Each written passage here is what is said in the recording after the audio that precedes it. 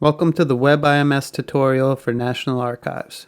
This tutorial will show you the basic information you need to know in order to access and manage your inventory, as well as creating and placing orders with National Archives. To access our Web-IMS login, visit our website at www.natlarchives.com.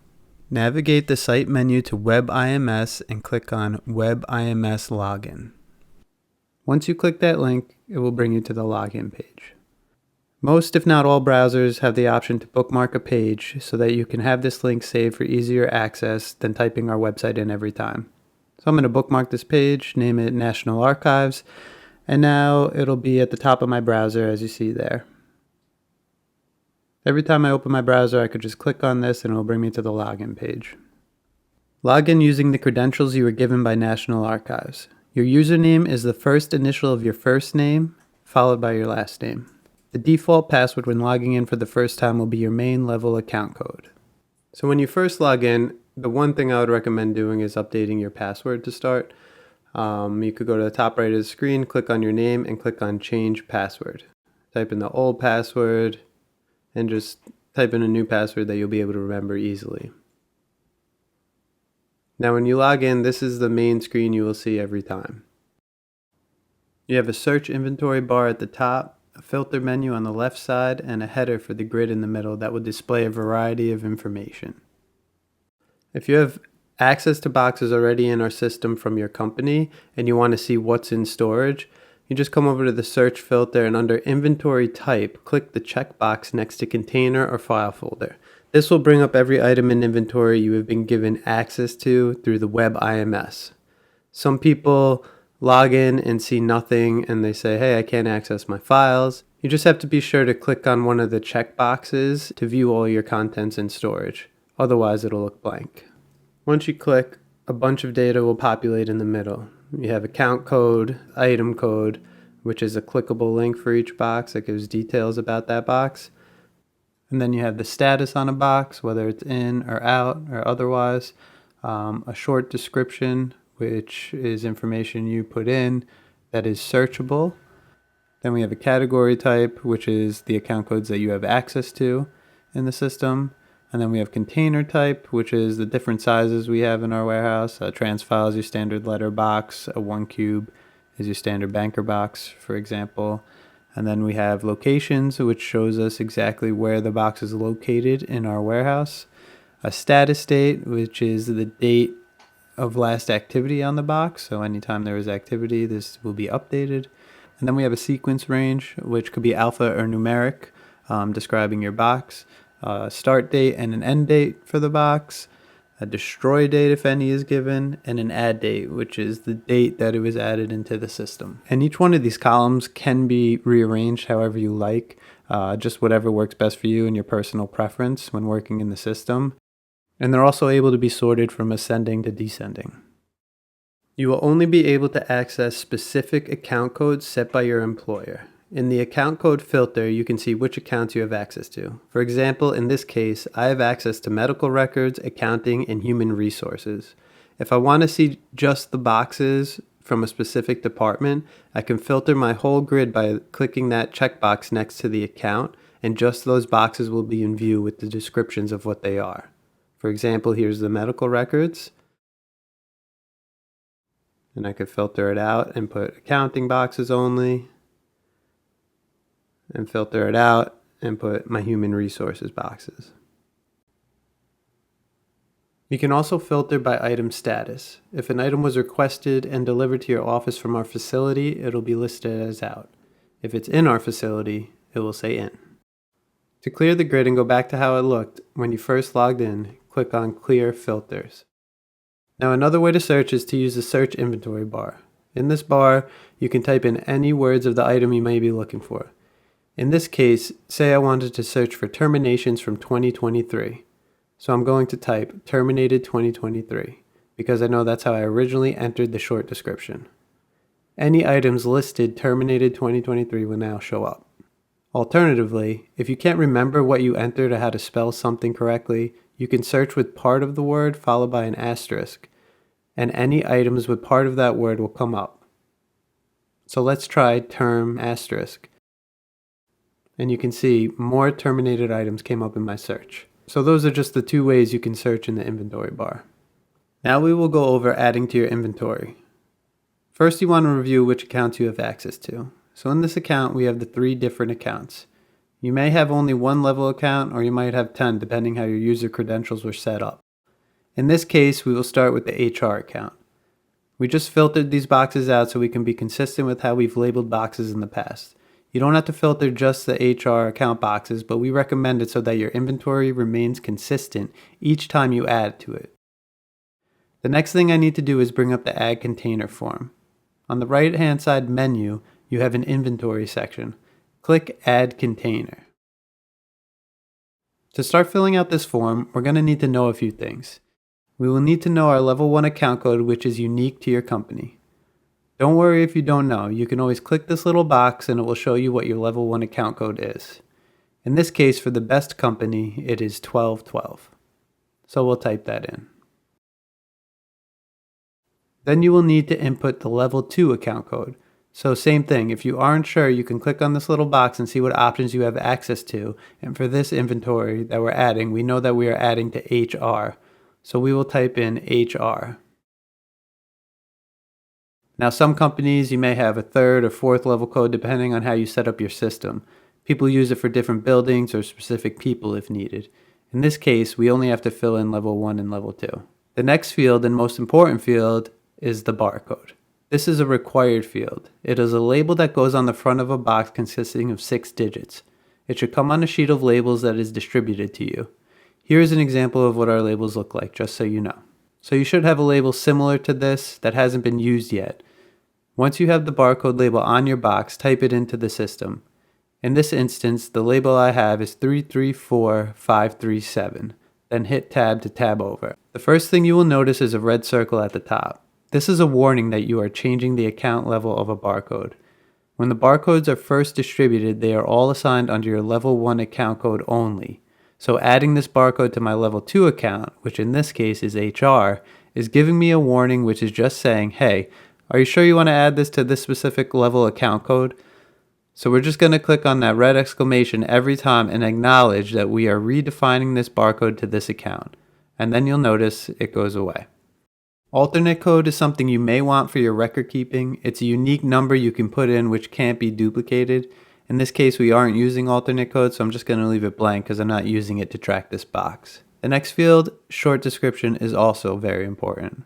Anything you type in here will be searchable when trying to locate this box.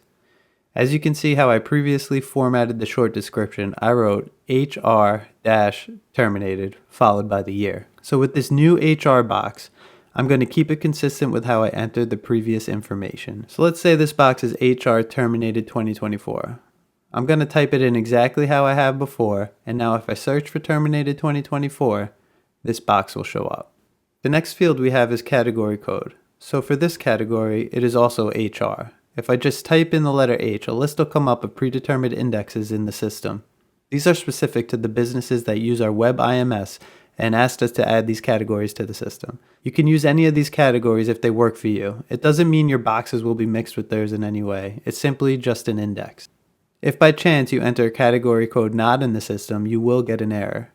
And either that means you typed it wrong, or if you actually need that specific category added, you can contact us to set that up for you. So we will choose HR from the index. The next area is permanent box. The default setting is no. If you do want to keep the box and mark it permanent, you have the ability to select yes. That just means if this box was ever submitted on a destruction order, it would be flagged and wouldn't be destroyed. There will be notifications sent to you stating, hey, this box was selected to be retained permanently. Are you sure you want to shred it? Something like that. We're going to leave it as no, the default setting, because in the next field, we can add a destroy date. So for example, if our retention date is 7 years, I'm going to enter March 12th, 2032. This is the date we can first review it for destruction. It does not mean your box will be destroyed on that date. It's just a way to keep track of when that retention period ends should you decide to submit a destruction order. Again, it does not mean we will destroy your box on that date. Content start date. We know we're putting records in from January 2024 through December 2024. So we will put that in the content start and end date. Sequence range start and end. We can see we previously typed in the full last names associated with these boxes, so we'll do the same here. Let's say this box starts with the last name Gattuso and ends with Levy. There's a custom field here also in case there's any other short description or info you would like to add. We're going to leave that blank for now since we have our short description in. Another very important field is entering in the contents of the box. So there's two different ways to do that. We have a long description and a container contents. You can use either of these boxes to add information about this box. The only difference between the two sections is container contents has a character limit per row. So I'd recommend using the long description so you'll never have any errors when adding information. So for this box, I have a file by file inventory I made up in Excel as I filled the box with folders. You can see I have my box barcode listed, the last and first names of each employee followed by the date of termination. So I'm just going to copy this list down to where my next barcode begins. And we're going to come over to the long description and choose paste. And as you see, it'll populate the contents of the box. You can also come up here and see it listed in the long description tab.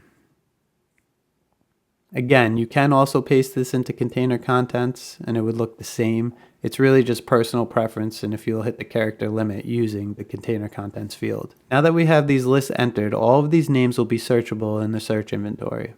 And now I'm done indexing my new container, so I'm going to click the add button. Now I'll add my second box. I don't need to enter the account codes again because they are saved. I'll keep going depending on how many boxes I need to enter. So my second box barcode is 334538. It gives me the error. I need to acknowledge that. That's just saying you're switching the level account code. We're not doing alternate code. So next I'm copying the same format for the short description, HR-terminated 2024, and then adding the category code. Permanent box are leaving the same, adding a destroy date if we have a retention period. And then this box is the same from January 2024 through to December 2024 for contents start and contents end. And so the sequence range for this box is Lexington to Martinez. Custom field blank, and I'm going to come over to my Excel sheet, copy, and paste these in because these are the contents of this box. I will keep going depending on how many boxes I need to enter, but for now I'm done. Just going to add these two new boxes, so I'm going to close the window, and now when I refresh my list of the HR account, you will see there are two more boxes in there. These two new boxes say pending. Pending means National Archives hasn't picked up these boxes yet. They're still pending pickup. Now I can check and make sure my data looks consistent with the older boxes in the system.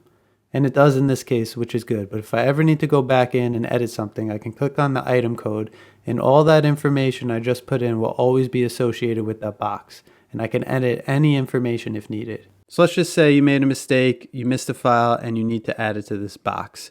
I need to make sure I come in here and update the contents from what I typed before.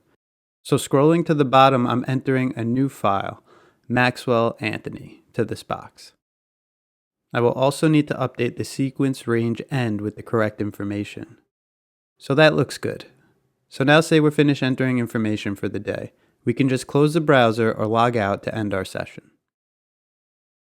Now say the next day we would like to place an order. So once I log in again, we want to find the boxes we made yesterday. We can search by container and account code, but also we can search by item status knowing the boxes are still in our office and pending National Archives pickup. So I'm going to click on pending and those two boxes will now appear in our grid. Now I know I want to place an order for National Archives to come pick these up. We can click on the shopping cart icon on each box to add it to the cart. Or if we have a large number of stuff, we can come over here and select add all selected items to cart.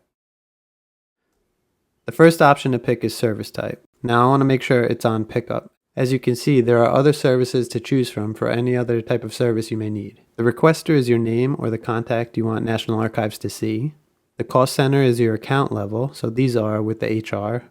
And you can write a comment on how to locate the boxes or any info about the pickup you want to tell our drivers. So I'm going to write these boxes are located by the front door near the receptionist. Return date is if you want us to return them to you at some point, but we'll leave it blank because we want to put these in storage. Once these items are added to your cart, you'll see at the top it'll say 2 requests in cart. So I could come up here and click on that to view my cart, and now those 2 boxes will show up. So when the items are in the cart, you can also edit the request. So you can come over here and click on this and you can add more information and say, wait, this box is not by the front door anymore. This box is actually by my desk. This is just so our drivers can locate everything they need to pick up and know what to do once they're on site at your office. So now we're going to come down to the bottom right and click on Check Out Web Order. So here we're going to need to enter our account codes again. We know 1212 and HR are our account codes, level 1 and level 2. Then as you tab over, it'll fill in the default delivery address associated with your account. And then down here in the notes section, you can put any other instructions such as the building's closed between 12 and 1. Please deliver it before 3 p.m., let's say. And now there's a box for service priority for a rush option if needed. But I don't need one in this case, so I'm going to come down here and go to the requested fulfillment. And I'm going to say I just need it by March 19th by 3 p.m. Then we can place our web order, and it's going to generate a report you can print or save for your records. So once this pops up, you can see the web order details and your notes, and the same form will be sent to National Archives. Shortly after you submit your web order, you'll also receive an email confirmation for your order with a tracking number. So if I come over to my email, I can see web order submitted, I can see my name, where it's going, what department, and my notes for those 2 containers there. Now you can track your order and see the status of it. On the right side of the screen, you can select Order Status. Now on the left side, there's a drop-down menu for order date range, so we can just select the last 7 days as an example. You will notice the status says submitted. It's not fulfilled yet or on a work order, so National Archives received the order but hasn't done anything with it yet. As soon as National Archives takes your order and schedules it, you will see a status update here, and the status will change to work order. You also receive an email confirmation on the status update. Once the items are picked up by National Archives, you will also see the status change again to fulfilled. This means we came and met your request and picked up the boxes at your office. You will receive an email stating this as well. Now any box you come in here and right click on, you can bring up another menu. By clicking View Item Activity, you can see all the details and the chain of custody with this box. There's a chain of custody on every box, and everything that happens within the system is always tracked. So let's just say National Archives picked up my boxes and they're off-site with National Archives. But I realize I need a file from that box. I'm going to come into the system, type in the name of the person I'm looking for. In this case, it's Martinez Jessica. And right away, you'll see that box that I gave them pops up. You can see the status says in, no longer says out, because in means National Archives has it in their facility. So I could click on this and go to the bottom and just confirm, yep, Martinez Jessica is in this box. So that is the file that I need. So I'm going to click on this shopping cart over here, add item to the cart. And under service type, make sure it says deliver, fill out the rest of the form. And on the comment, I don't want the whole box. I'm going to type in, please deliver just the file Martinez Jessica to me. I'll hit add to cart. Now I'll come up to one requesting cart, click on my shopping cart. I see it here, it says delivery, please deliver the file to me. I could click on the edit section just to make sure everything looks good. And now I'm going to come in here and click check out web order, fill out the same information. It should be saved automatically. So let's just say I actually need a rush on this file. These people are coming tomorrow. I'm going to type in rush delivery for 1 day into service priority. And requested fulfillment, I'm going to choose the next day and say I need it by 10 a.m. the latest. I'm also just going to type in the notes, I need this file by tomorrow 10 a.m. Once I place the web order, I'll also get the confirmation, and I will also get a confirmation in my email showing that it was submitted. I can come into the order status at any time and just click on it, make sure that it was submitted correctly, make sure I have my information filled out, saying I need it by 10 a.m. It says rush 1 day. I wrote please deliver the file Jessica Martinez, so everything looks good to me. Now later in the day I want to check in on it. I come in and refresh it. I see the file folder now has a barcode next to it. That's telling me that National Archives barcoded this file, so they're sending it off-site to me. So every file does get a specific barcode for that file, just to track the chain of custody and make sure that no file is ever lost. This barcode number is unique to this file, so it'll always be able to track this file, where it goes, who has it, when it was ordered, when it was taken out, when it was delivered. Everything will be tracked. So that's showing me it's going to be delivered, and by the next day, 10 a.m., I should have my file. And that's the end of our basic Web-IMS tutorial. I hope you learned some information that'll help you get started. If you have any issues, feel free to contact us at info@natlarchives.com.